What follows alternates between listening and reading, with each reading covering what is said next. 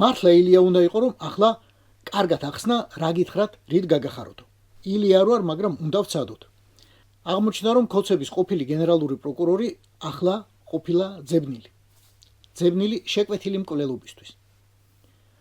რომანოვ ფარცხალაძე. კაცი რომელიც თავის დროზე ოდესღაც დავიწუნეთ, იმიტომ რომ არ ქონდა იურისტის დიპლომი და იყო სამაგეროდ ნასამართლები ბოტასის ქურდობისთვის, ახლა მთლად შეკვეთილი მკვლელობის ორგანიზატორი ყოფილა. და რას გვეუბნება ეს ყველაფერი ბორიას რეჟიმზე?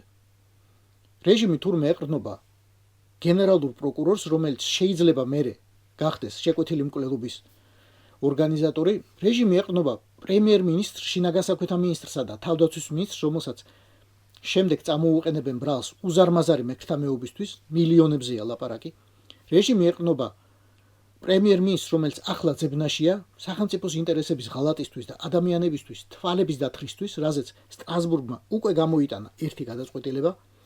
რეჟიმი ეყრდნობა სუსის სუფროს, რომელიც ახლა ციხეშია უზარმაზარი ქრთამისთვის, მათ შორის ბავშვების ძარცვისთვის, საბავშვო ბაღების გაძარცვისთვის. რეჟიმი ეყრდნობა თავდაცვის მინისტრს, რომელიც ასევე ციხეშია, ასევე ბიუჯეტის მოპარვისთვის.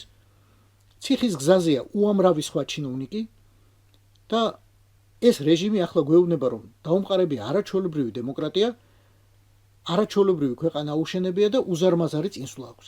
კიდევ ერთხელ ვამბობ, მართლა ილია უნდა იყო რომ კარგად ახსნა რა გითხრათ რით გაგახაროთ. ან ის ილია უნდა იყო, ან ეს ილია.